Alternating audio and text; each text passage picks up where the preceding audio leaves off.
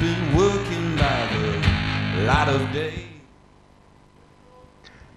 Buenas noches, señoras y señores, jóvenes de todas las edades. Bienvenidos todos y cada uno a una nueva edición de Crisol de Cultura, el programa de la noche de los sábados en Televisión Ferrol. Saludos cordiales a todos cuantos nos siguen a través de Internet, con muy particular afecto a nuestros espectadores de cualesquiera geografía hispanoamericana.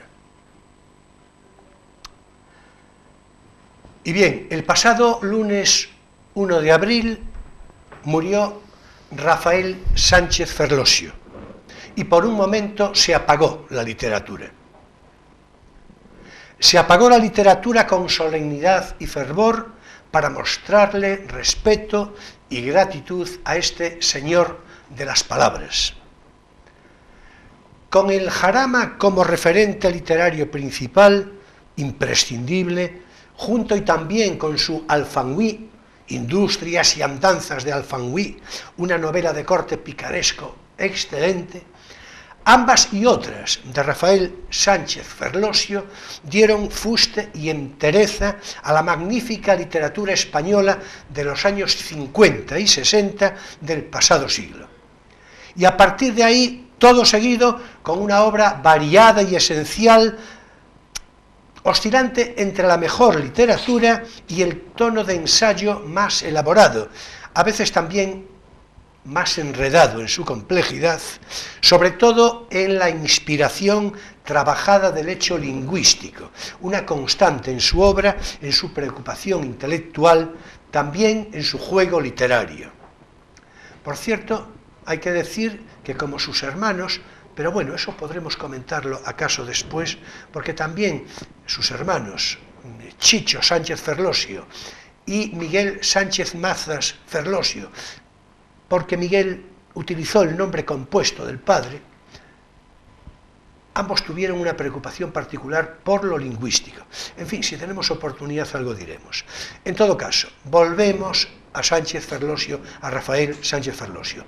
Había nacido en Roma, donde su padre, el también muy notable escritor, que apenas se dice, claro, por supuesto, y falangista, por eso no se dice, que lo iba a ser años más tarde, Rafael Sánchez Mazas era agregado cultural en la Embajada de España y corresponsal de ABC.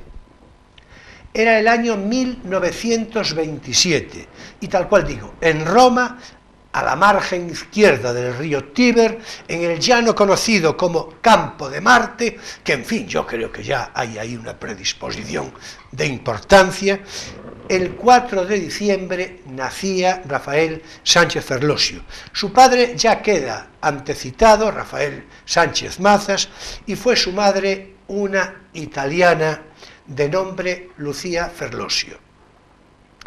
Escritor singular y recio, ensayista, gramático, lingüista. Hoy, dentro de un rato, haré recomendación expresa de un libro suyo, la verdad no de los más reconocidos, pero que lo entiendo a propósito para situar al escritor, al lingüista, al ensayista en su medida más compleja, y será naturalmente en su homenaje, claro. Y bien, daba noticia crítica precisamente el periódico ABC hace unos días en una estupenda crónica de Alfonso Armada de la muerte de Rafael Sánchez Ferlosio. Y justo en la introducción escribía literalmente así: Rafael Sánchez Ferlosio, que tuvo la ocurrencia de morirse ayer en Madrid. Ay, no, Alfonso. Eso es predio muy mío y personal. Aquí el que dice lo de la ocurrencia de morirse soy yo, que lo vengo acreditando de antiguo, y que si no le dispuse antes todavía copyright es porque no me pareció que tan brillante y original idea de expresarse llegare a tomar cuerpo de imitación aún en persona tan notable como tú. Claro que yo a Alfonso Armada le perdono todo de antemano, y es lo que se gana, porque es gallego, nada menos que de Vigo, excelente poeta y un crítico literario de muy altos vuelos. O sea, en fin, sean dichas como bromas al margen, que tampoco habrán de enfadar en exceso, digo ahora mismo, al proverbial, confeso y público fastidio por los estúpidos que tenía Rafael Sánchez Ferlosio. Y vaya todo esto a mayor honra de su gloria literaria. Y bien, hoy vamos a hablar de economía con, ya lo voy diciendo directamente, Miguel García Corral, contertulio habitual, por otra parte, en este plató de Crisol de Cultura. Ferrolano de Valdoviño, como le gusta ser titulado, es economista avezado y experimentado, asesor por igual en lo individual que en lo colectivo, lo mismo en ámbitos privados que públicos, forma parte de la enjundia más viva del club de prensa de Ferrol y, en fin, a mí me complace siempre, muy especialmente y muy de veras, su presencia. Bienvenido, Miguel, como siempre, un placer recibirte. Muchas gracias. Bueno, y bien, si te parece, si os parece, porque buenas noches, Emilio. Buenas noches. Hay que saludar a Emilio, que ya sabemos que es el punto y el acento sobre la I de filosofía. Si os parece, decía, podríamos empezar por hacer un breve comentario sobre la ya firmada y definitiva contratación de las fragatas F-110, que van a significar unos 10 años de empleo seguro para Ferrol y su entorno más próximo. Y seguidamente, pues dada la oportunidad del mes en que estamos, pues le pediré expresamente a Miguel que nos hable un poco, en fin, con ese carácter de didactismo tan característico que él suele poner en sus comentarios, del intríngulis de la declaración de renta a la que ya estamos convocados. Yo, lo de convocar, yo creo que es un verbo piadosísimo, por la Hacienda Española.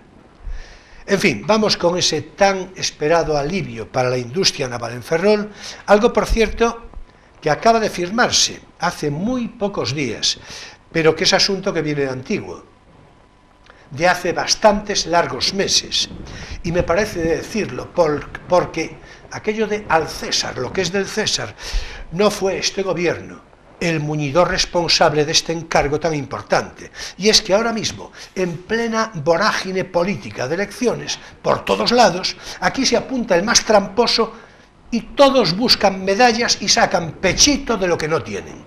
Claro que el personal no es tonto y sabe de qué va esto. Bueno, o así tendría que ser. En fin, a ver, como fuere, adelante, Miguel. Pues sí, la firma, por fin, la buena noticia fue el viernes 29. Nos habían anunciado que iba a ser en abril, pero bueno, se adelantó un consejo de ministros porque, claro, todo se está acelerando, ¿no? Bien es verdad que fue el anterior gobierno el que puso en marcha, aunque las cosas del Ministerio de Defensa normalmente no han tenido especial lucha entre los dos partidos que siempre han gobernado este país. Claro, entonces, claro, todo ha sido de manera bastante natural. Sí que es verdad que en la anterior legislatura hubo un retraso aproximadamente de unos 20-24 meses, provocados, parece ser, porque había una diferencia entre qué tipo de munición, qué tipo de cañón se iba a emplear en determinadas, porque las fragatas no llevan todas, no solo llevan un tipo de cañón, entonces el principal parece ser que iba a ser un cañón u otro, que hay ahí una polémica con el anterior ministro de Defensa del gobierno del Partido Popular, ¿no? Pero bueno, dicho esto, sí que tenemos esa buena noticia. En cuanto a lo que va a repercutir en Ferrol, el pico de producción, el pico de contratos que va a generar, porque eso es probablemente lo que más nos interesa, el pico de contratos probablemente lo veremos en el 2022-2023. Este año es fácil que no se note nada porque estamos en los primeros momentos de trazo grueso. Sí que es verdad que en la página web de Navantia han salido varias ofertas de empleo con una cierta cantidad sobre todo de técnicos especializados en este tipo de diseños para apoyar, porque ahora viene mucho trabajo. Pero bueno, el pico de producción lo veremos a, pues eso, 2-3 años entrada la década que viene. Probablemente se vaya a más de 10 años, lo último probablemente vaya un poquito más allá. No olvidemos que primero se encargará 1, 2, 3, 4, 5, son las que están previstas, y recordar algo que ya hemos hablado en otros programas, que ahora mismo en Ferrolterra no tenemos a los profesionales necesarios para dentro de 2 o 3 años, no los hay. En paro, gente preparada técnicamente, pero cuando digo técnicamente me refiero a de todo, me refiero a torneros, me refiero a muchas profesiones. No tenemos el número suficiente de los que vamos a necesitar en 18 o 24 meses. Entonces, animo a todas las personas que nos están escuchando y que puedan en un momento dado ponerse en marcha para formarse, tengan 16, 18, 20, 30, 32, los años que sean, a que busquen un ciclo técnico para formarse, porque va a haber trabajo, ya sea dentro de Navantia, ya sea dentro de la industria auxiliar que está detrás, y además de todos esos puestos de trabajo directos va a haber muchos más indirectos, de todo tipo de servicios, ¿no? Pero animo, porque no tenemos a los profesionales específicos en Ferrolterra. Hoy no hay suficientes profesionales específicos. Bueno, se me ocurre decir algo que probablemente además Emilio pueda secundar, en fin, y en todo caso recordar, ¿no? La última, porque yo creo que fue la última, en la última ocasión que estuvo aquí un colega tuyo, al que por otra parte conoces bien, Venancio Salcines. Profesor mío unas semanas, porque él sustituyó a uno de Hacienda. Sí, pero bueno, que en todo caso os conocéis, en fin, os conocéis y os reconocéis, ¿no? Y por el que además yo sé que, en fin, que sientes buena estima, ¿no? Y si me permites 10 segundos, es un ejemplo de emprendedor. Porque lo que está consiguiendo con su escuela de negocios, con su formación, es tremendo. Porque si vamos a las clasificaciones, no a las grandes de las universidades, pero incluso en las grandes, pero si vamos a las cosas específicas, sus formaciones de grado y de posgrado, sobre todo de posgrado, están consiguiendo ratios del 100% de empleabilidad. Está consiguiendo una calidad en la formación sin parangón Bueno, pues yo ya te lo voy agradeciendo en su nombre, también en lo que tiene que ver con el prestigio de este programa, porque después de todo, ¿verdad? Pero ya te lo agradezco naturalmente en su nombre, y no puede venir más a propósito en el sentido de lo que iba a formularte. Decía él, por entonces, porque hablábamos de esto, de las fragatas, que todavía, bueno, estaba confirmado, pero no con la firma acreditada. Y dijo él algo que probablemente tenga que ver, sin duda, con la consideración que él tiene de la economía. Ya comprendo, ¿no? Porque hay, en fin, escuelas, orientaciones, ya lo comprendo. Yo comparto totalmente, no es mi ámbito, seguramente sabéis que la economía no es mi ámbito, quiero decir, pero yo lo comparto. Decía él que podría ser oportunidad, te vas a acordar perfectamente, para incentivar en Ferrol algo que no hay y que no hubo nunca, y es la industria privada aplicada a la industria naval. Claro. Y a mí, y yo en su momento le dije, lo recuerdas, ¿verdad?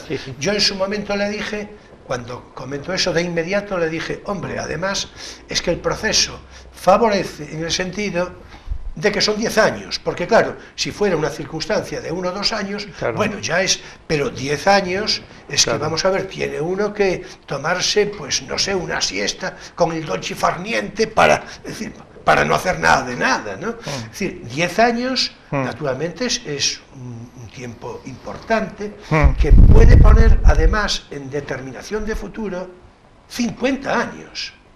Bueno, yo no digo que tantos, que a lo mejor no es, pero digo en todo caso, y sobre todo eso, afianzar una industria que es perfectamente complementaria con la pública, porque esto conviene decirlo, porque enseguida pues la gente empieza a ver fantasmas por todos los sitios de que la industria privada se quiere... No es eso. Desde luego lo que sugiere Venancio y lo que yo, en fin, con lo que yo estoy de acuerdo, no es eso, es una industria complementaria pujante, de tal manera que cuando el empleo público, por lo que sea, no lo haya, pues la industria naval privada pues pueda funcionar. Estoy totalmente de acuerdo, porque además pues no nos olvidemos que Navantia, que es una empresa pública, pero con gestos más de privada que nunca, vamos a decirlo así, y me explico, para que nos entiendan las personas que nos están viendo, nunca más veremos, por lo menos en esta década, en esta generación, nunca más veremos a 7.000, 8.000, 9.000, 10.000 personas que cobren, que vayan a cobrar y que el pagador sea Navantia. Eso no lo vamos a ver, no vamos a ver una cola de gente. Yo tengo ido con mi padre de niño, cogido de la mano, a cobrar en ese sobre marrón cerradito de tamaño de casi de medio folio, a coger esos dineros. Eso con 7.000, 8.000, 9.000 no lo vamos a ver nunca. Navantia lo que se va a convertir, más que en una empresa que construye, es en una empresa que gestiona construcción.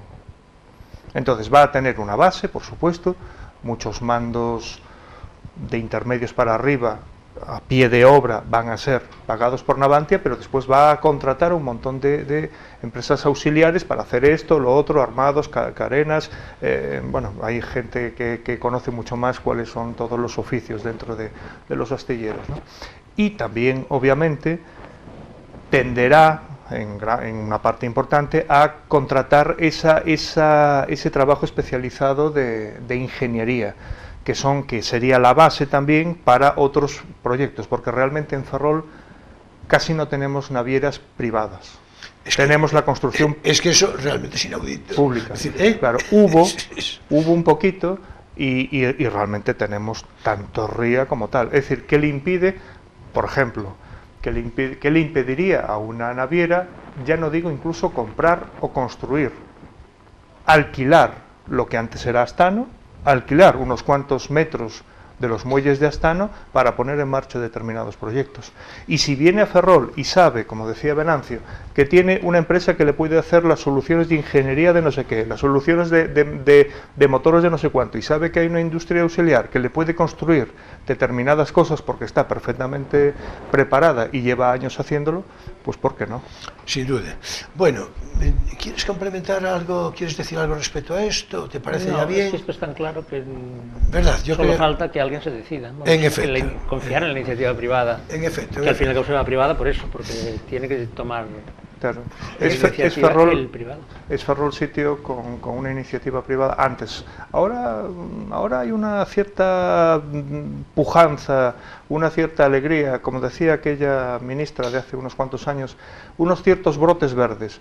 Pero es verdad que Ferrol lleva mucho tiempo adormecida por el dinero público y por las decisiones tomadas lejos de Ferrol. Entonces eso adormece muchísimo. No olvidemos, perdona, mi mujer, sabéis, es profesora, da clase de enseñanzas medias y tiene un montón de alumnos en la comarca, los ha tenido, ¿no?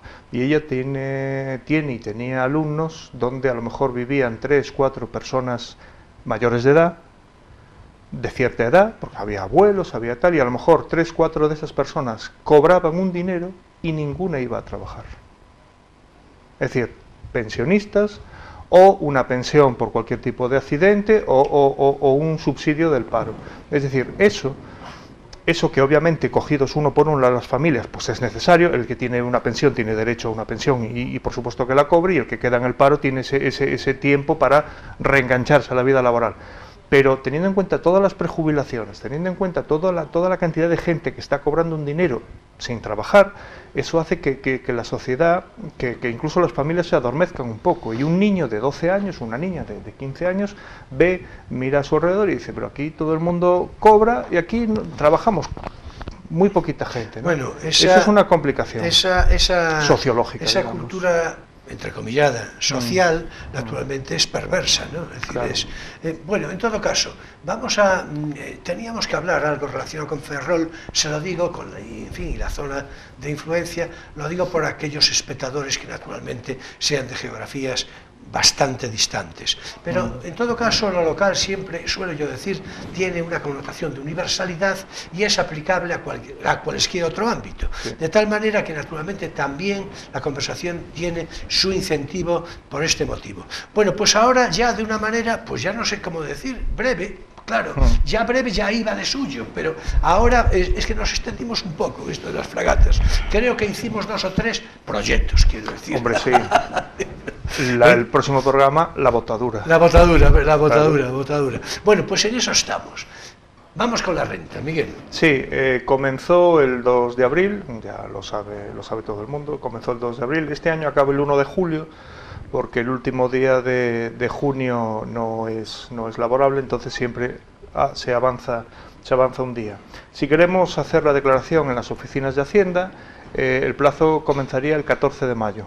Todavía hay mucha gente y además yo lo recomiendo, recomiendo que si tenemos la más mínima duda, o incluso aunque no tengamos dudas, siempre es bueno que o un gestor o un asesor nos eche un buen vistazo a la declaración. Ya no solo vistazo a la declaración, sino que nos pregunte cosas, porque hay deducciones que tú ves un papel y no puedes saber si esa persona tiene derecho a una deducción o no si no preguntas, porque la persona no te lo va a decir. Entonces recomendamos encarecidamente no aceptar tal cual los datos de Hacienda, no tanto porque tengan errores, que pueden tenerlos, hay algunos errores clásicos, pero sobre todo suele suceder que tienen omisiones, faltan cosas, y esas cosas que faltan en muchos casos son favorables al ciudadano, son favorables a nosotros, y si no están, la declaración va a ir así, y en los casos en los que perjudicasen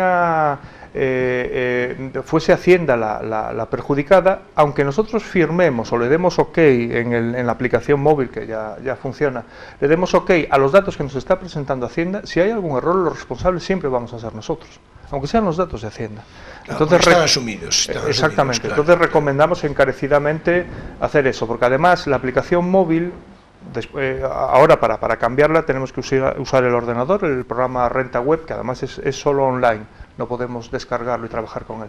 La aplicación móvil no nos permite hacer ningún cambio, excepto cambiar el número de cuenta, que eso es novedad, porque a veces hemos cambiado de número de cuenta y queremos recibir el ingreso en otro, o pagar en otro número de cuenta, y también modificar la asignación del 07 a la Iglesia o a otros fines sociales, que por cierto recuerdo que podemos marcar una, ninguna o las dos. Si marcamos una, va el 07 a esa, ya sea la Iglesia Católica o otros fines sociales, y si marcamos las dos, va el 07 a cada una de ellas. ¿Eso qué significa? Pues eso, que del 07 de lo que nosotros pagamos de impuestos, el Estado directamente transfiere a fines sociales o a la Iglesia Católica. Esos son los dos únicos cambios que nos permite hacer la aplicación. Y poco más. Si quieres, muy brevemente decir las cosas que pueden ir mal en los datos fiscales. Lo relacionado con la maternidad debemos revisarlo, porque desde hace pocos meses casi todo lo relacionado con la maternidad ya no paga impuestos, pero puede que vengan en los datos fiscales, ojo, porque además hay que pensar que hay muchos millones de empresas y cada una da los datos, o las mutuas, puede haber un lío, ¿no?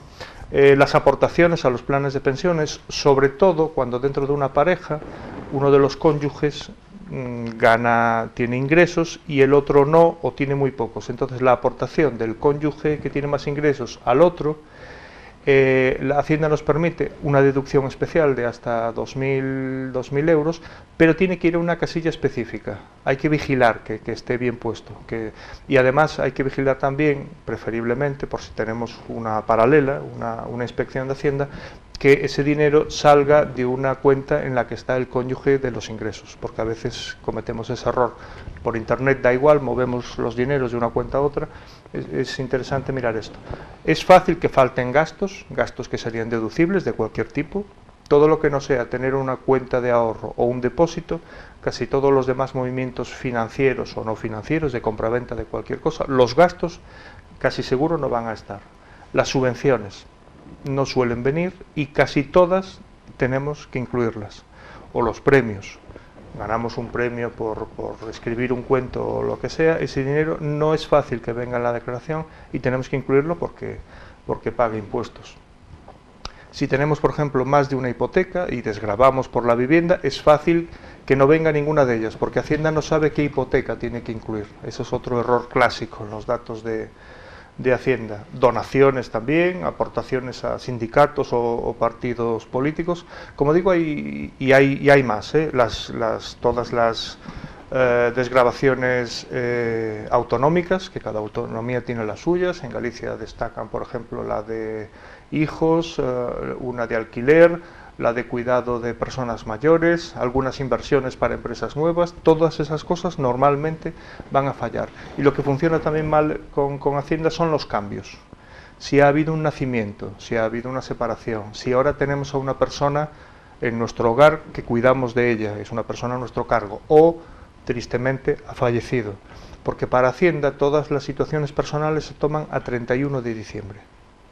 Es decir, si tú tienes una persona a cargo y te fallece el 30 de diciembre, no vas a poder incluirla en la desgravación. Pero sin embargo, si tu madre se pone mala y la llevas y la traes para casa y la traes en el mes de diciembre y está contigo el 31 de diciembre, entonces sí la puedes incluir. Todos los detalles personales de este tipo suelen fallar en los datos de Hacienda. Bueno, ya vemos que lo que hay que hacer es andar con mucho cuidado y desde luego parece lo más inteligente y lo más conveniente consultar al experto, claro, naturalmente, a un asesor.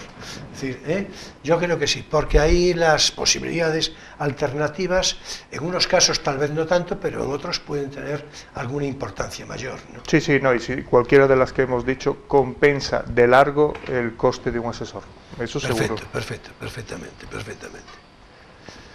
Bueno, pues si os parece, le vamos a entrar ya a lo de la economía, es decir, así, en sentido más general, pero para tomarnos un poco con cierta, en fin, calma. Con cierta calma. Y además yo porque estoy deseando escucharte. Que ya, pues, y porque no sabes lo que traigo en el sobre. Por eso. Después de que te di pistas. Sí, bueno. Me las diste en un momento, yo creo que estudiado, porque veníamos, en fin, llovía un poco, en fin, circunstancias, ¿verdad? Pero bueno, ya se verá, no es por justificarme. Bueno, en todo caso, vamos a entrarle a la recomendación de lectura, ¿te parece bien? Sí. Y ya, seguidamente, ya dedicamos la segunda parte íntegramente al aspecto más mollar de la economía, ¿no? Bien, o sea, hoy lo vamos a hacer con relativa calma, que no está nada mal. Bueno. Es decir, ya veremos, justamente. Bueno, ahora es tiempo para nuestro espacio divulgativo. No tienes por qué saberlo.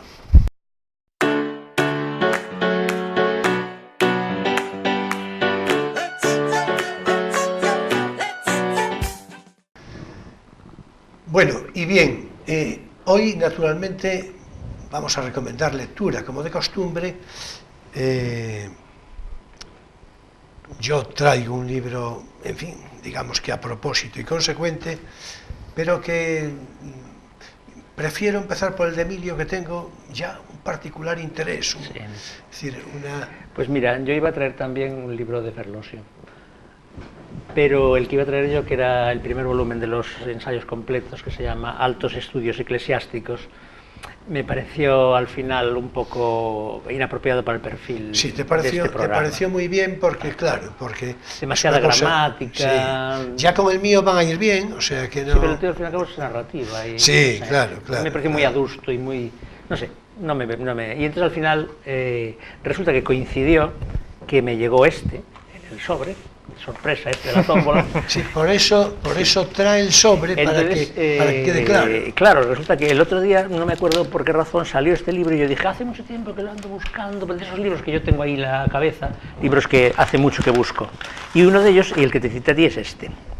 Hombre, España no es un mito. Es verdad que lo hablamos. Bueno. Es verdad que lo hablamos. Fíjate que llevo tiempo. Y ese mismo día, cuando llegué a casa, dije, voy a hacer otra intentona, porque está agotado, ¿no? Voy a hacer otra intentona y lo volví a meter otra vez en las páginas estas de segunda mano y de libros viejos y tal y cual, y apareció allí en una librería de Vigo.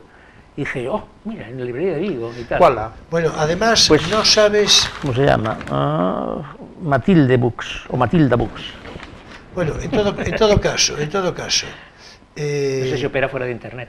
No sabes ¿Cuánto celebro? Bueno, primero porque sabes que Gustavo Bueno es una debilidad intelectual para mí, y luego por otra parte porque, en fin, a mí me complace siempre mucho hablar de España, que normalmente al personal así, como diría yo, adanesco, pues es que ni sabe lo que es, entonces es un problema mayúsculo.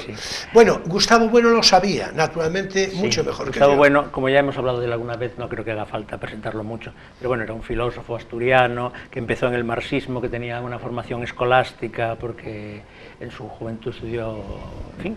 Es que además era una familia católica, claro, y era de una familia catoliquísima, y luego evolucionó hacia el marxismo, pero nunca perdió ciertas formas y ciertos moldes de pensamiento sacados directamente de Tomás de Aquino. Entonces, un tipo muy interesante, muy riguroso, un especialista en filosofía de la ciencia, con su propia teoría y tal, pero que al final era una especie de estos sabios universales que habla de absolutamente todo.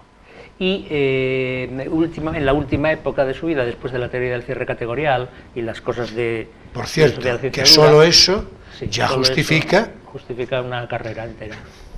Bueno, pues empezó a sacar una serie de libros más populares, más como de alta divulgación, digamos, que se llamaban el mito de lo que fuera, el mito de la cultura, el mito de la izquierda, el mito de no sé qué, el mito de no sé cuántos, y como cierre de esa serie prácticamente sacó que se llama España no es un mito. Su titulado Claves para una defensa razonada. Tiene otro más sobre España, que es España ante Europa, que también está agotado, pero me parece más interesante por lo que yo sabía del libro, me parecía más interesante. Hay versiones en PDF en alguna parte de algún, no sé si fragmentos o del libro entero, pero claro, yo quería el libro de papel y no había manera. Entonces, después de hablar esta vez, y lo encontré, lo pedí. Y la sorpresa fue que me llegó en 2 días. Hubo una cierta conjura. Pues sí, de repente hay un signo a la cosa astral. Conjura positiva, claro. Y entonces dije, pues me decido, venga, lo pedí, no sé qué, lo pagué y tal, y me llegó, pues eso, en 2 días. Hoy lo tengo sin mirar. Lo que conozco del libro, en realidad no lo conozco de haberlo mirado hoy, que lo cogí por la mañana, claro. Sino de lo que te digo, de los PDFs y de las reseñas de este libro, pues en internet, que hay montones de reseñas, porque es un libro que fue polémico en su momento, como casi todo lo de Gustavo Bueno, por otra parte. Y dije yo. Y por otra parte, este libro me interesaba especialmente, no solo por el tema de España, sino porque, bueno, el grupo de filósofos de la escuela, digamos la escuela filosófica de Gustavo Bueno, que se llama Nódulo Materialista y que sacan una revista solo online, que es El Catoblepas, que es, bueno, un animal mitológico, alguien le pusieron ese nombre. Resulta que ahí tiene una sección medio fija de filosofía del Quijote, donde hay varios autores que colaboran, y un día mirándola en internet, pues me encontré un texto de Gustavo Bueno, muy interesante y muy largo, por cierto, sobre la filosofía del Quijote. Entonces, resulta que allí indicaban que ese texto era una parte de este libro. De hecho, la parte final se llama... a ver cómo lo digo exactamente, Don Quijote, espejo de la nación española. Es un texto de 52 páginas. Y entonces, claro, yo ese texto lo conocía de tal, pero lo quería en papel también, otra vez, ¿no? La manía de tener el libro como es debido. En total, que esas 2 líneas confluyeron en que me lo compré y lo traje para aquí. Sí, bueno, magnífico. Hay que decir que Gustavo Bueno, naturalmente, era un filósofo, era un sabio, acabas de decirlo hace un rato. Era un sabio. Claro, para ser sabio hay una premisa previa fundamental. Hace falta ser inteligente, sobreabundantemente inteligente. Y después, a partir de ahí, pues en el caso de Gustavo Bueno, a mí en particular ya, digamos, toda mi simpatía intelectual, por supuesto, y toda mi admiración, pero había un referente que para mí es importante. Mucha gente, acaso tú mismo, en su mejor sentido, ¿no? Pues me dices, un punto vehemente que soy yo, ¿verdad? Sí, bueno. Bueno, un punto vehemente era Gustavo Bueno. Yo Gustavo Bueno, anda que no era de vehemente. Filosofía. Yo presentaba un paper allí, una ponencia pequeñita sobre Wittgenstein y sobre el Tractatus, y era a la hora de como las 4 y media, una hora así muy temprano después de comer, y entonces estábamos ahí, pues los 3 ponentes, que éramos estudiantes de segundo, de tercero de filosofía, y en la primera fila estaba Gustavo Bueno, que aquel año venía al Congreso, y un compañero suyo, profesor de la Universidad de Oviedo, los dos, que me pusieron a caldo porque resulta que detestaban acercaban a ese gurú, como le llamaba él, a ese gurú de Wittgenstein, y bueno, en fin, yo no sabía por dónde meterme, y ahí conocí yo a Gustavo Bueno, en esa traumática experiencia, es el primer y único encuentro personal que tuve yo con él, claro. Pero bueno, fue un señor, era muy... efectivamente muy tremendo él, sí, pero muy interesante. Sí, bueno, sí. Quería leer un poquito de claro, el índice, ¿no? Aunque solo sea el índice, para darse cuenta los capítulos que tiene. Esta España no es un mito. El primero es sobre el mito de España, naturalmente, un poco para defender que de mito nada, ¿no? Después el primer capítulo que él llama preguntas, pregunta primera, pregunta segunda, dice, ¿España existe? Así que es una manera potente de empezar un libro polémico, ¿no? España amenazada es la segunda pregunta. ¿Desde cuándo existe España? La tercera pregunta, donde bueno, sale el tema de los reyes católicos, la unidad de España y las desunidades de las naciones diversas de las Españas. ¿Desde cuándo? La pregunta 4 sería, ¿España es una nación? Y lo escribe con mayúsculas, por razones diversas. España es idea de la derecha o de la izquierda. España en el presente una cultura española. España es Europa, que remite al otro libro de España ante Europa. Y por último, el final, que ya no es una pregunta, sino un texto afirmativo todo él, Don Quijote, espejo de la nación española, donde sostiene que las lecturas tradicionales de que el Quijote es la esencia española y Don Quijote representa la española, que de eso nada. En fin, hace una lectura muy interesante. En fin, una maravilla de libro.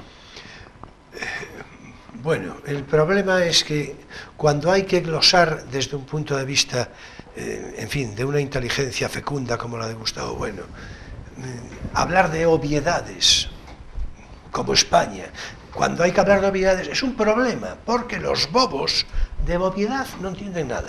Además, es que esto aúna, digamos, un rigor expresivo y un rigor de pensamiento con una accesibilidad, porque él voluntariamente pues hace un texto para todos, o vamos, para todos los que tengan un poco de interés y un poco de voluntad. Por supuesto, bueno. Hay que recordar que Bueno, cuando era marxista, bajaba a las minas de Asturias a enseñarles dialéctica a los obreros, a los mineros de la mina. Sí, pues, yo me acuerdo de algunos de los textos que tenía sobre el concepto dialéctico de cambio cualitativo, poniendo ejemplos de despertadores y de timbres y de continuidad del sonido, que yo alguna vez he utilizado en clases también.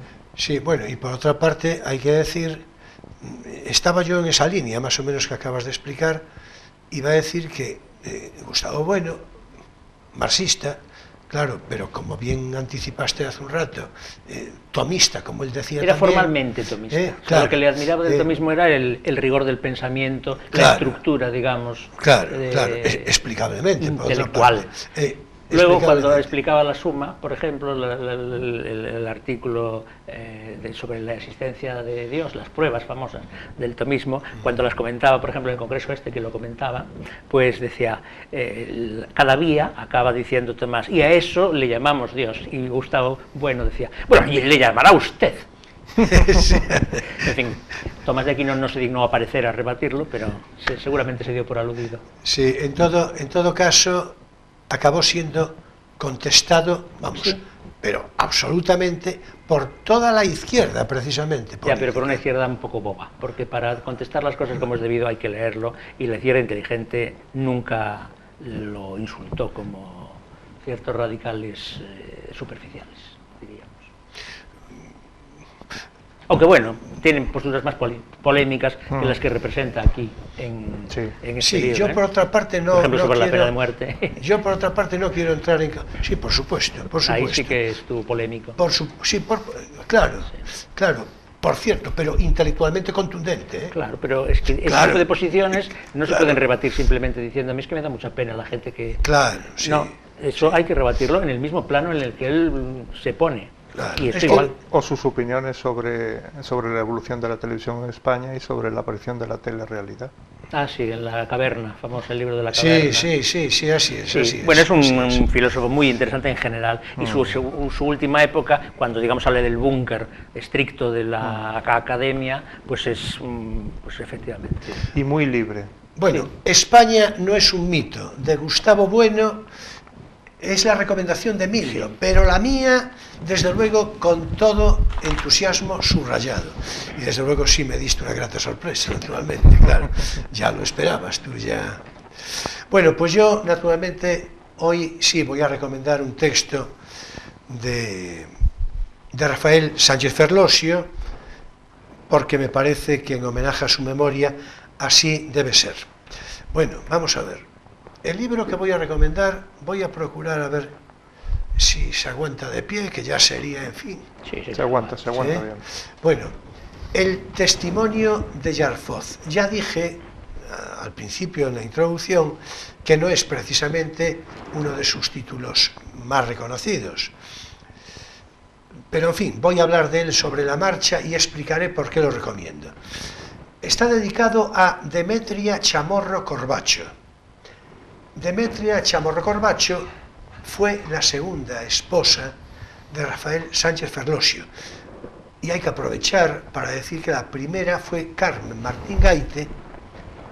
Y aquí mismo, en este mismo programa, hace no tanto, cuando yo recomendé cuentos completos de Carmen Martín Gaite, referimos a Sánchez Ferlosio, que había sido la primera mujer. en efecto.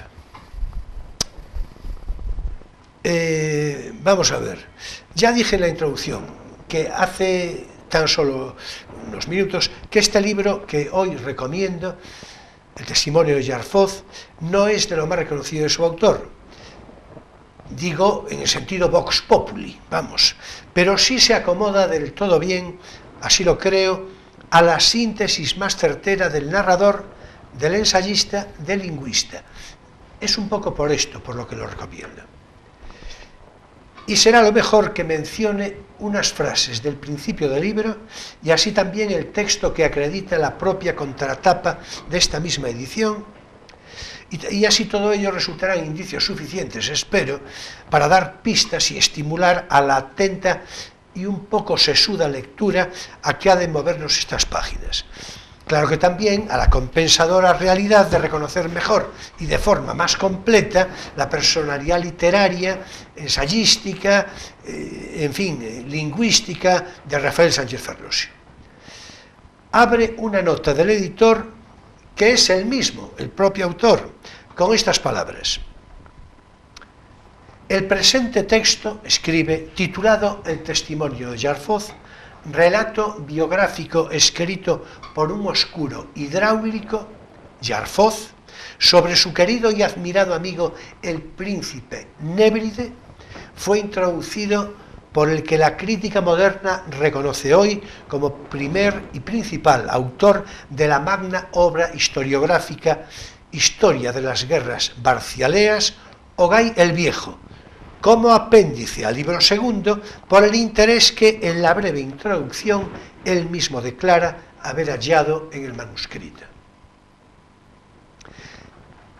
Bueno, esto puede ser indiciario, repito, de cómo va la cosa, porque ya es una declaración de principios.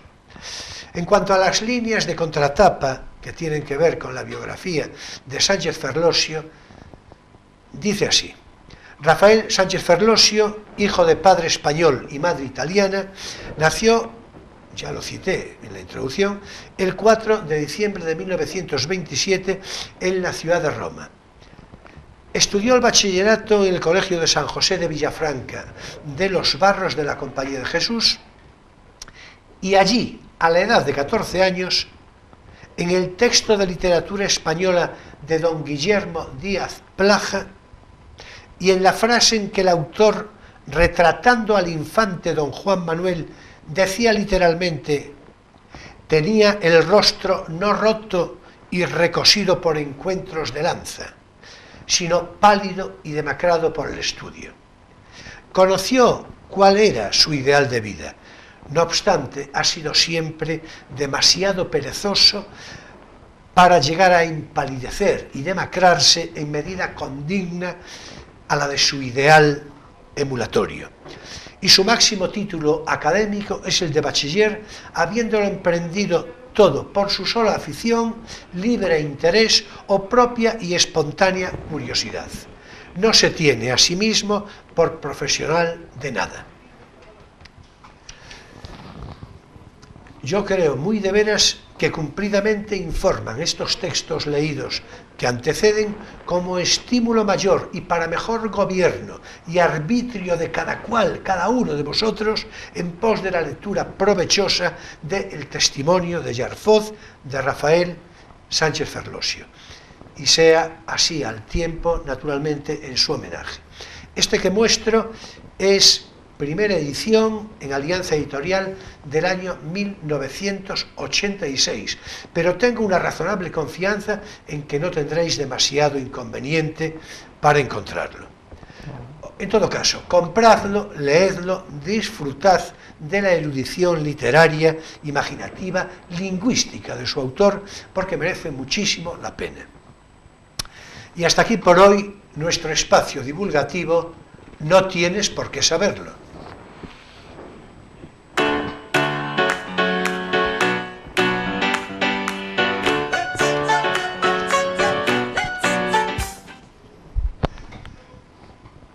Bueno, ya vamos con lo nuestro, y lo nuestro naturalmente hoy es la economía, con Miguel García Corral y naturalmente Emilio Saldaña, como de costumbre. Bueno, ya le vamos a ir a lo de la economía así a fondo, y sin perjuicio de lo que nos quieras decir, que tú, barra libre, en su mejor sentido de la palabra, pero yo creo que debemos de, en atención a los datos reconocidos, yo creo que debemos de ir una vez más, ya lo hablamos aquí oportunamente con Venancio, pero es que yo creo que es una cosa de repetir una y otra vez. La vez que hablamos contigo, última, hablamos del impacto del nuevo salario mínimo, sí, y hablamos, en fin, bueno, de momento hay un impacto manifiesto que tú matizarás en lo que creas o lo subrayarás, en fin, pero la contratación estable cae de una manera manifiesta. Yo tengo por aquí algún dato de porcentaje que para qué hablarlo.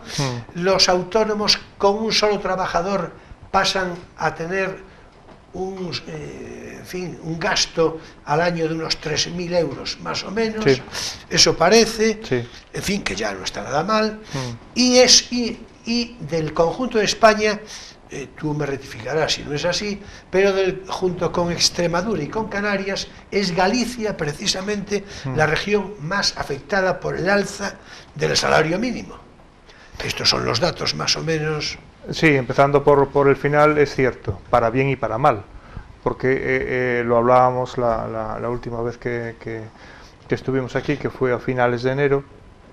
En Galicia algo más de 100.000 trabajadores estaban en esa situación, y no es lo mismo cobrar en diciembre, bueno, se tienen pagas extras, cobrar en el 2018 700 y pocos euros a cobrar en el 2019 900 euros, ¿no?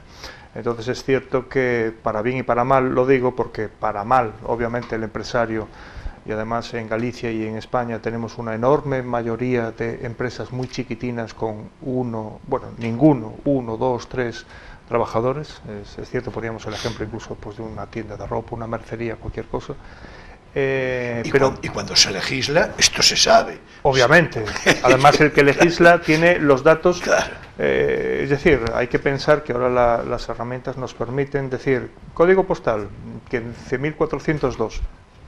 Salario medio, salario mínimo, ¿cuántas personas cobran el salario mínimo? Bueno, yo ya no me ponía tan estupendo. No, pero quiero decir que las herramientas existen, y cuando no se legisla pensando, ya no solo esto, cualquier otra cosa, cuando no se legisla teniendo en cuenta la realidad, ya no es que a uno le resulte difícil ver la realidad, es que si uno no legisla mirando a la realidad es que no quiere verlo, porque hombre, las herramientas están. Es que, a ver, es que el que cobraba en diciembre, como tú decías, 700 y pasa a cobrar 900, claro, pues naturalmente está contentísimo, claro, pero posiblemente, por muchos que sean, desde el punto de vista social, probablemente eso podría parecer, ya se verá, pero podría parecer un poco el corolario de la demagogia, ¿no? Hombre, yo no lo diría así, pero es imposible separar lo político y lo electoral de lo real, eso no tiene duda. Volvemos a lo mismo, si vamos a la esencia de la cosa, ¿no? A algo más hegeliano incluso, la esencia de la cosa es que el salario mínimo es que Emilio nos sube, nos inspira, claro, y nos sube el nivel. Punto, y ya dije yo el punto y el acento de la palabra filosofía. Por supuesto. Claro. Pero no podemos olvidar que son 900 euros al mes por cierto, 14 pagas, que son 1.050 euros al mes en 12 pagas, son 5,90 y algo euros la hora, son 6 euros la hora. Es decir, a mí me parece una cosa por lo menos razonable, ¿no? En enero y en febrero se ha notado. La contratación indefinida, yo no sé, en mi opinión por lo menos, no creo que tenga especialmente un impacto la subida del salario mínimo interprofesional, porque hay que ponerse otra vez. Yo he sido responsable de empresas, de pagar un montón de nóminas, y a la hora de firmar un contrato indefinido no es tanto el coste del primer mes o del segundo mes o del tercer mes, para entendernos, es el negocio que voy a hacer, el trabajo que voy a hacer, el proyecto que voy a hacer, si me funciona a largo plazo. Entonces hago un contrato indefinido. Obviamente los contratos indefinidos, además, porque están subvencionados, y esa subvención también malea un poco el análisis. De hecho, hoy tenemos menos autónomos porque se ha perdido el efecto famoso de la tarifa plana reducida que se había puesto en marcha hace 3 años aproximadamente, que los primeros meses pagabas 50 euros y después iba subiendo hasta los 200 y mucho de la actualidad, ¿no? Entonces ese efecto que ha finalizado ha hecho que muchas personas que se habían dado de alta de autónomos aprovechando esa rebaja se hayan quitado. Entonces eso también tenemos que tenerlo en cuenta. Marzo, sin embargo, ha sido un mes bastante razonable. Tenemos 130 y pico mil afiliados más en la Seguridad Social, que, ahora habla el economista de números, a mí la cifra que más me gusta con diferencia no es tanto el porcentaje de paro, sino el número, empezando por el primero hasta el final, el número de afiliados. Porque realmente el número de afiliados lo que nos indica son las empresas, los empresarios, que le están pagando a un señor o una persona que decide darse de alta de autónomos y que está cotizando por él. Eso es negocio. Lo demás son si me apuras, entelequias. Pongo el ejemplo, yo qué sé, imaginémonos 100 personas. ¿Qué preferimos? ¿50 personas trabajando y 5 apuntadas en el paro, que eso sería un 10% de paro, o preferimos 60 personas trabajando y 18 personas en el paro? Que eso es mucho más paro en porcentaje, pero sin embargo tengo 10 personas más trabajando. ¿Qué quiero decir? Quiero decir... la botella. No, medio lleno, medio vacía. Pero claro, pero la cuestión es sencilla. ¿La Seguridad Social qué recauda? ¿Recauda en función del paro que hay o de los afiliados que hay? Recauda en función de los afiliados que hay. Entonces a mí me interesa tener muchos afiliados. El dato de marzo ha sido bueno. El dato de enero y febrero, reguleras. El dato de marzo bueno, porque además en marzo es un mes, los economistas siempre lo tenemos mucho de ojo, es un mes que nos preocupa en función de Semana Santa. A veces Semana Santa cae pronto porque España vive mucho del turismo. Somos el país en el que, de los grandes, digamos, en el que porcentualmente el turismo influye más. Después hay países pequeñitos, ¿no? Pero la Semana Santa está muy lejos. Queda en la segunda quincena de abril. Entonces el efecto Semana Santa en marzo habrá sido más pequeño, por lógica, que otros años. Y son 130 y pico mil afiliados más. Vuelvo a decir, se ha notado en enero y febrero negativamente la subida de los 900 euros, pero por mis cuentas a mí me ha salido un poco mejor incluso de lo que pensaba. Porque el efecto marzo no me esperaba que fuese tan bueno el mes de marzo, y yo creo que las empresas han asumido... ¿Y esos datos tan benéficos de marzo tienen puntos negativos? La contratación indefinida de marzo no ha sido muy buena. No, pregunto yo, claro, sí. Iba a preguntar un poco eso. Sí. Porque, en fin, puede ser, puede obedecer a cuestiones de carácter muy coyuntural, muy circunstancial, o por el contrario, obedecer a criterios sólidos de progresión de la economía. Yo creo que ha sido más digestión, porque vuelvo a decir, el efecto coyuntural hubiese sido que la Semana Santa hubiese caído incluso a finales de marzo, como puede caer. Sí, bueno, lo coyuntural podría ser Semana Santa, claro, no es el caso, claro. Pero podría haber otras circunstancias, ¿no? Ha sido un marzo... Pero bueno, el hecho de que tú digas, yo creo que ya son indicios bastantes, el que digas... como sugerías ahora, sí, que la contratación indefinida que bajó. Bajó... quiere decir que son En la serie, contrataciones sí, más provisionales. Claro, en la serie histórica no es mala, porque estamos un poquito por encima del 10%, de todos los contratos que se hacen, de cada 10, uno es contratación indefinida, pero es verdad que veníamos del año anterior y del año del 17 y del 18, veníamos de series de contrataciones indefinidas a veces un poco más altas.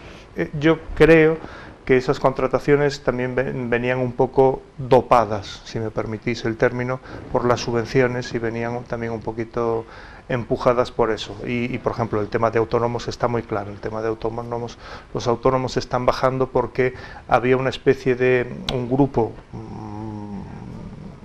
bastante numeroso de autónomos casi falsos, que se habían dado de alta porque ellos hicieron sus números y dijeron: en estos 2 años me doy de alta y ahorro 4.000 y pico euros, porque ese era el ahorro en 2 años de la cotización de autónomos. Entonces cotizas 2 años más para tu vida laboral, y es importante porque son 2 años más, y eso cuando llega tu edad de jubilación es importante, y me ha costado 4.000 y pico euros menos estos 2 años de cotización. Entonces yo estoy convencido de que hay personas que a lo mejor tenían algún pequeño trabajo esporádico, que no tenían obligación de darse de alta de autónomos y se dieron de alta gracias a la tarifa plana que teníamos y que seguimos teniendo, por cierto. Pero en todo caso, entiendo yo que será una estimación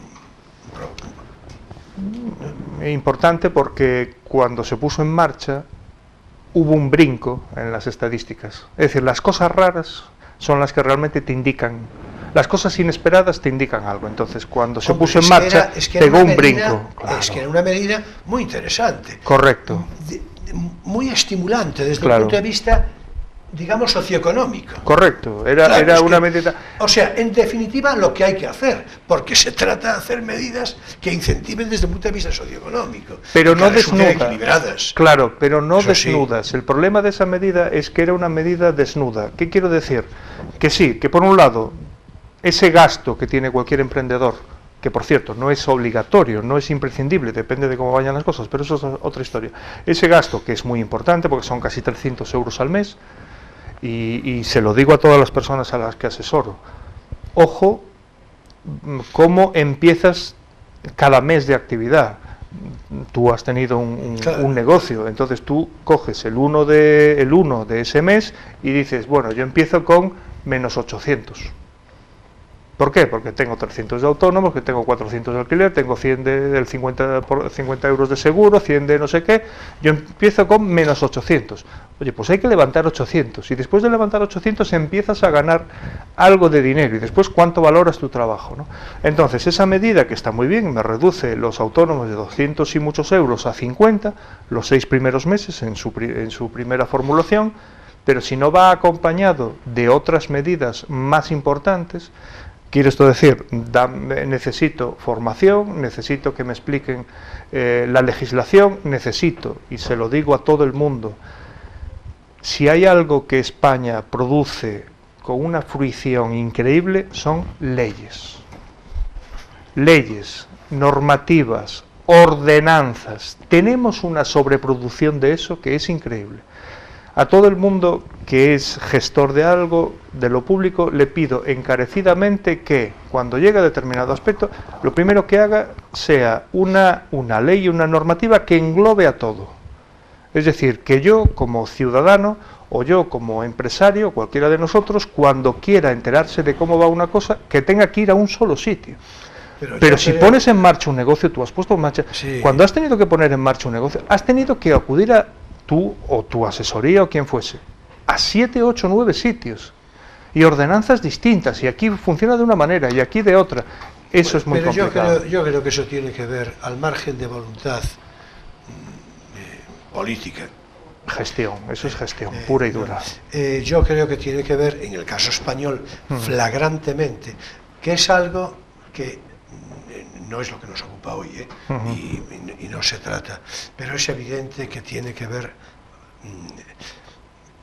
con el sistema autonómico. Es decir, permíteme, ya sé que tienes una discrepancia alguna con esto. No muy grande, pero ojo. Pero no mucha, no eso mucha, iba a decir, no mucha, porque, vamos a ver, no es lo que nos ocupa, repito, pero que hay una multiplicación de cuestiones, muchas veces además reproducidas, duplicadas, triplicadas, cuadruplicadas, en fin. En todo caso, que tiene que ver con el sistema, antes o después, y seguramente antes pronto que tarde, habrá que entrarle no, en fin, al sarao político en el que estamos hoy con unas regiones u otras de España, sino a esto, a la cuestión estrictamente legislativa, porque vamos a ver, es que no puede haber 17 parlamentos, quiero decir 17, digo legislando todo esto, es que no puede ser, pero en fin, es que es una cosa tan obvia, porque en su momento se pone en marcha la circunstancia autonómica, en su momento inmediatamente, cuando se pone la transición política y todo esto. Bueno, yo creo como diría yo, de esa fiebre, yo creo que ya debemos de estar suficientemente arrepentidos en observar la experiencia de lo ocurrido. Es muy evidente con todas sus consecuencias. Bueno, el asunto es que yo no quería hablar de esto, pero me parece a mí que desde el punto de vista legislativo, sí, es verdad, que es que le acabas de decir, es que hay leyes en España, claro, eso sí, algunos no las cumplen. Bueno, lo cual ya haya muchas ¡ay, qué risa! Haya decir, muchas ya, o pocas leyes, algunos no las cumplirán. Exactamente. Con lo cual no estoy ya, tanto encima. No estoy tanto en que haya 17 autonomías sea tanto el problema, porque si estuviesen claras las competencias, y en muchos ámbitos están claras, no se meten los unos con los otros, pero porque a mí no me importa. Entendámonos, ¿quién puede decidir mejor sobre la conveniencia o no, por ejemplo, de que el parque industrial de Leixa, por ejemplo, por decir algo cercano y que atañe mucho a Ferrolterra, se ponga en marcha con fuerza, con no fuerza? Pues es un ámbito nacional, por supuesto, pero es también un ámbito autonómico y no deja de ser un ámbito entre Ferrol, Narón y otros concellos. Eso no me preocupa. Lo que me preocupa es que si uno quiere tocar cualquier tema, desde abrir un negocio hasta hacer una exportación de algo, y coge toda la legislación aplicable, y es muchísima, no tanto porque haya autonomía, concello y tal, porque cada sitio legisla de lo suyo, y eso está bien, sino porque tenemos una sobreproducción, y los estudiantes de oposiciones, que además dentro de pocos días hay oposiciones, empiezan ciclos de oposiciones, lo saben. Cuando estudian una ley, ven que cada ley tiene un montón de referencias a otras cosas. Y eso no sucede en otros países. Hace ya más de una generación en Estados Unidos, por ejemplo, he tenido compañeros que han ido allí a trabajar. Si tú querías poner en marcha, obviamente lo tendrías pensado antes, ¿no? Pero si tú un martes quieres poner en marcha, bueno, martes es mal día según el refrán, un jueves quieres poner en marcha un negocio y empiezas a hacer papeleo a las 10 de la mañana, antes de la 1 tienes todo hecho y el negocio está en marcha. Y eso hace más de una generación. Bueno, y eso es muy difícil poner en marcha. ¿Cuánto tiempo necesitas aquí en España? Depende del negocio. Bien, es verdad que ahora, como somos tan lentos en el ámbito de la administración, se creó una figura muy curiosa, que es que te dan el plácet para, por ejemplo, que un local funcione, te dan el plácet a la espera de que te den la autorización definitiva. Y conozco de primera mano negocios de hostelería incluso que llevan años sin ese plácet. Es decir, con el plácet, pero sin la autorización definitiva. Y estás trabajando.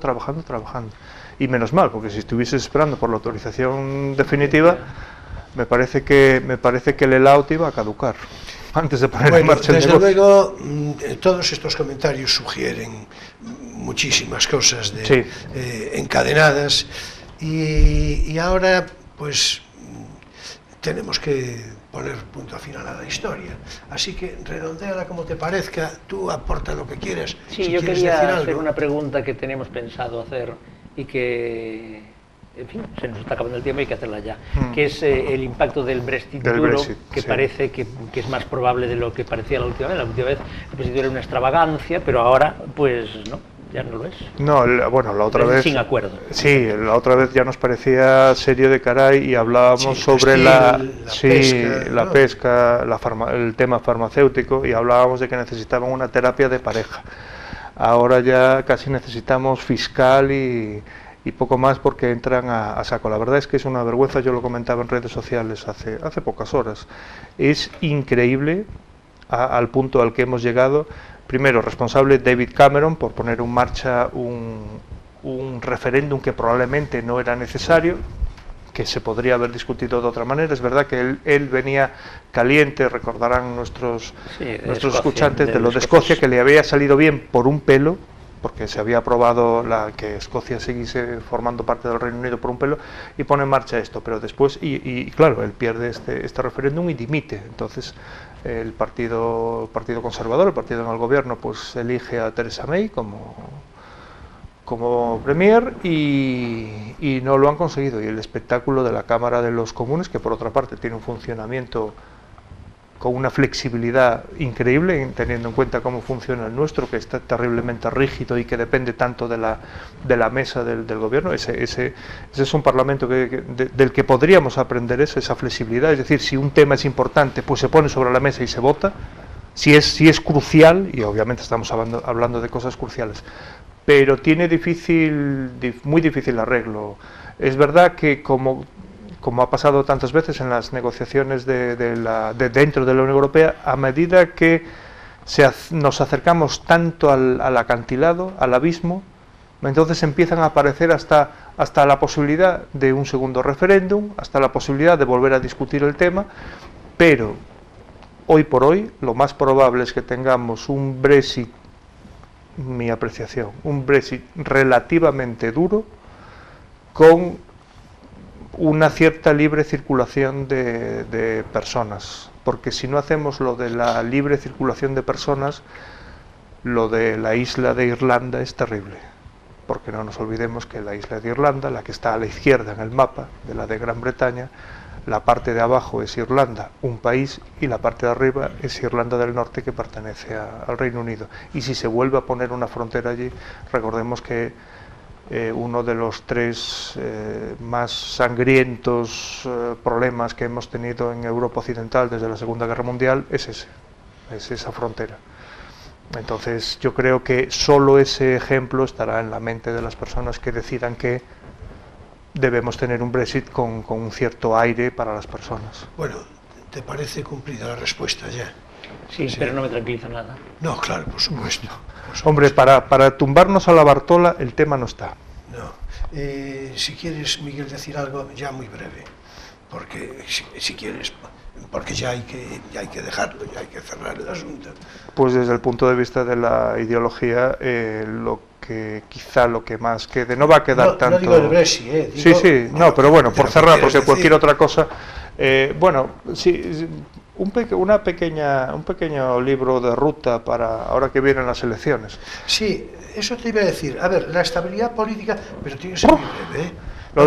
La estabilidad política yo creo que va a ser un problema mayúsculo. Ya se verá, pero en todo caso puede haber unas nuevas elecciones a poco después de... Sobre todo considerando el tipo de gobierno en que teóricamente se puede sustentar. Sí. En fin, todo esto no es España de Gustavo Bueno, todo esto no es España, es otra cosa. Entonces, y además los socios indeseables de ese gobierno, afecto al decreto, por otra parte, porque es que esto sí que yo querría que le hicieras un comentario respecto a eso, y ya con eso lo cerramos. En la última reunión de... los oyentes supongo que lo saben, cuando se cierra el Congreso y el Senado, que ya están cerrados, cuando se convocan elecciones, ese día, ¡pum!, se cierran, y queda la Diputación Permanente. La Diputación Permanente es un grupo de diputados escogidos que votan proporcionalmente a la distribución de la Cámara, y que votan, y en este caso, este gobierno que ha emitido tantos decretos leyes ahora al final, bien es verdad que veníamos de una cosa muy rara, unos meses, de una legislatura de unos meses, una moción de censura casi no deseada por nadie, porque se prefería una dimisión y una convocatoria de elecciones, bueno, una serie de cosas. Curiosamente, en la Diputación Permanente y esto casi no ha salido. Se votaron los 6 decretos, de los famosos viernes de decretos, se votaron los 6, y en los 6, la mayoría, es decir, solamente hubo un partido que votó en contra, que fue el Partido Popular. En 3 de los 6, Ciudadanos votó a favor, en 2 y en los otros se abstuvo. Pero a lo que iba, es muy difícil decidir el voto en función de lo que uno cree que va a pasar, porque a veces las encuestas nos dan sorpresas. Pero lo que sí yo aconsejaría a las personas que nos están escuchando es que, porque además ahora nos vamos a encontrar con todas las elecciones, aunque en Galicia no tenemos elecciones autonómicas, es que ahora lo que viene, que son las elecciones nacionales, que voten con criterios de España. Que voten con criterios de España, que voten con criterios de ideología, que hagan una raya a favor y en contra, estas opciones o las otras. Y después, cuando nos enfrentemos con las municipales, que voten en función de municipales. ¿Quiere esto decir?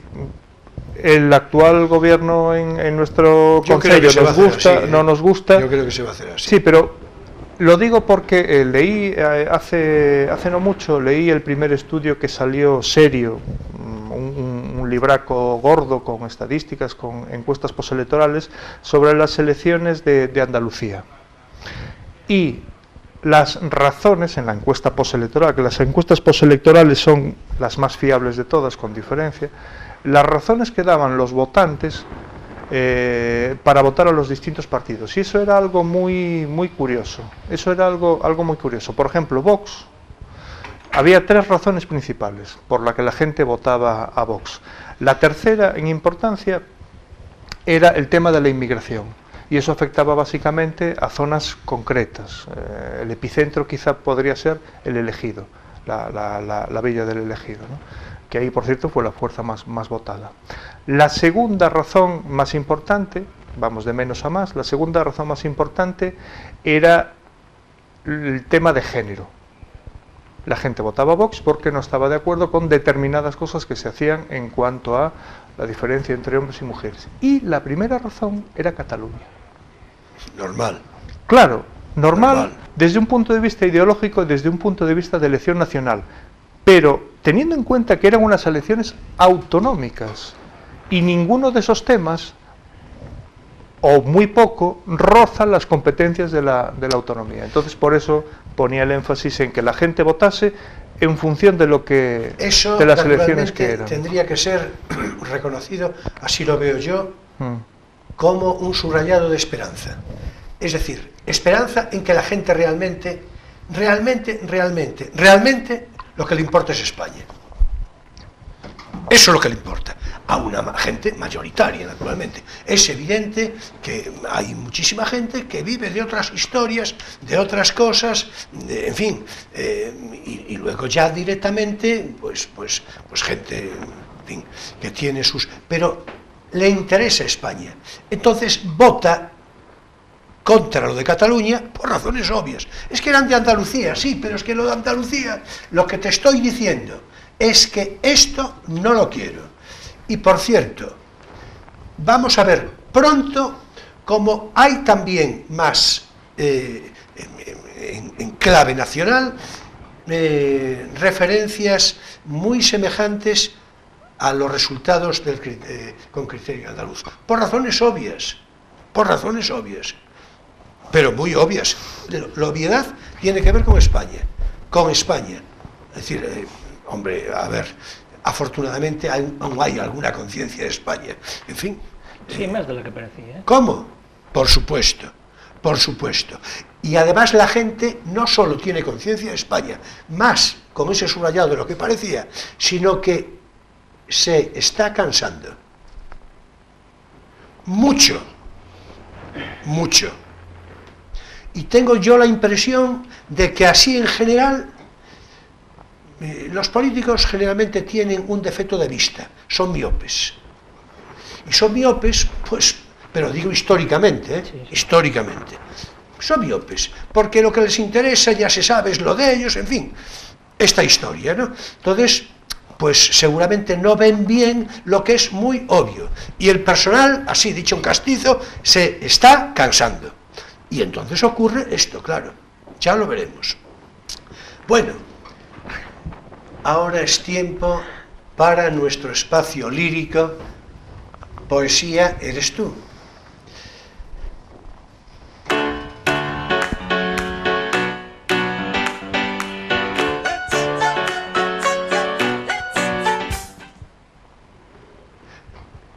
Bueno, vamos a darnos, en fin, un cierto espíritu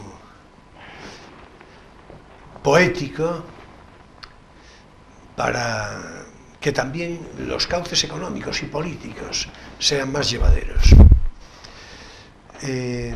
Tardé un poco en pronunciar estas frases así como una cierta, no porque me haya ocurrido nada, sino porque estaba haciendo un control de un monitor que naturalmente vosotros, espectadores, no veis, y no lo veía nada claro, pero bueno, ahora creo que sí. Bien, hoy, más que a concreta lectura de versos específicos, vamos a referirnos a qué pueda ser un poema. Y lo vamos a hacer con un texto, claro que subjetivo, pero bien clarificador del padre del creacionismo, Vicente Huidobro, el poeta chileno, que escribió así. Yo ya voy diciendo que a mí es que me encanta esta definición. Yo creo que a ti también, y Miguel, pues probablemente a ti mismo, ¿no? Dice así: os diré lo que entiendo por poema creado. Es un poema cada parte constitutiva del cual y cuyo entero conjunto presenta un hecho nuevo del mundo externo, desprendido de toda otra realidad fuera de la suya propia, porque hace acto de presencia en el mundo como un fenómeno particular, aparte y distinto de los demás fenómenos. Este poema es algo que no puede existir sino en la cabeza del poeta. Ya empezamos. No es hermoso por recuerdo, porque reproduzca cosas vistas que eran hermosas, ni porque describa hermosuras que no nos es fácil ver. Es hermoso en sí y no admite términos de comparación. No puede concebirse fuera del libro. Nada parecido a él existe en el mundo exterior. Hace real lo que no existe, es decir, se sabe a sí mismo realidad. Crea lo maravilloso y le da vida propia, crea situaciones extraordinarias que jamás podrán existir en la verdad. Razón por la que deben existir en el poema para que tengan existencia en alguna parte. Bueno, a mí me parece una definición probablemente insuperable, sobre todo en su parte final. Perdón. Y para cierre hermoso, prestado precisamente del calificativo de Huidobro, y a cuenta de un discípulo suyo, Juan Larrea, vayan los siguientes versos con una evocación de interés idéntico precisamente a eso de qué pueda ser poema.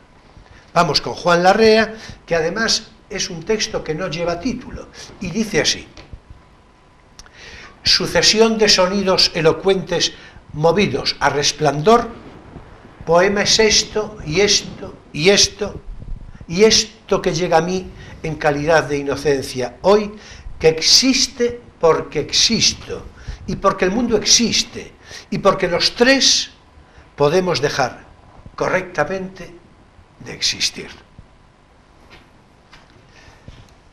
Vicente Huidobro, Juan Larrea, y de trasfondo, ¿qué pueda ser poema? Todos los textos que anteceden vienen recogidos de la revista El Micrófono de Papel en su número 4 del invierno de 1986. Y hasta aquí por hoy nuestro espacio lírico Poesía eres tú.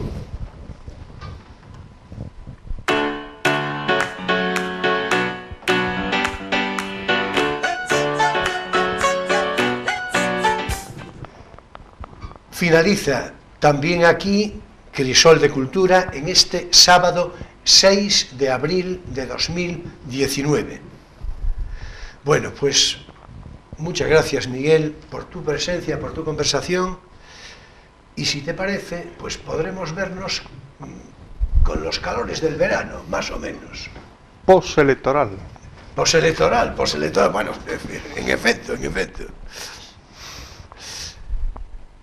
¿Te parece bien con los calores del verano? Es buen momento, sí. Incluso aunque llueva. Incluso aunque llueva, muy bien. Es que lluvia de verano, ¿verdad? Hombre, es agradecida incluso, sí. Claro. Bueno, muchas gracias, Emilio. Nuestro próximo invitado será Juan José Burgoa, capitán de navío en situación de jubilado, pero sobre todo acudirá, pues, por lo que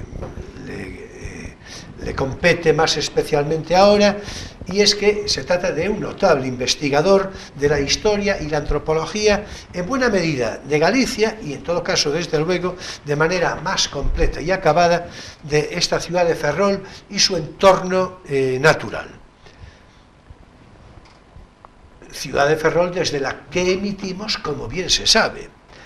Y con él hablaremos de cuestiones, de propuestas culturales, de qué orientación cultural más neta y resuelta puedan tener unas u otras las diferentes opciones políticas, muy a poco en liza en la carrera electoral. Siempre resulta interesante, la verdad, y amena y didáctica la conversación con Juan Burgoa. O sea que, en fin, vamos, que no será de perdérselo el programa próximo. Señoras y señores jóvenes de todas las edades, muchas gracias como siempre a todos y cada uno por vuestra presencia fidel de cada semana, por vuestro interés crítico, por vuestra complicidad y vuestra simpatía. Nos vemos el próximo sábado en Crisol de Cultura, Televisión Ferrol, a las 9:30 de la noche, bueno, más o menos, ¿verdad? Con repetición el domingo, entre 7:30 y 8, según obligados ajustes de programación. Y después ya en Internet para todo el ancho mundo. Vaya como de costumbre, el preaviso de cada semana. Si estáis viendo este programa en su emisión del sábado, sabed que seguidamente se emitirá una interesante película con previa presentación y animado coloquio a su final. En fin, nos vemos el próximo sábado en Crisol de Cultura a las 9:30 de la noche. Será muy de veras un placer, como siempre. Y bien, ya sabéis que paso lista. Muchas gracias, buenas noches y feliz semana.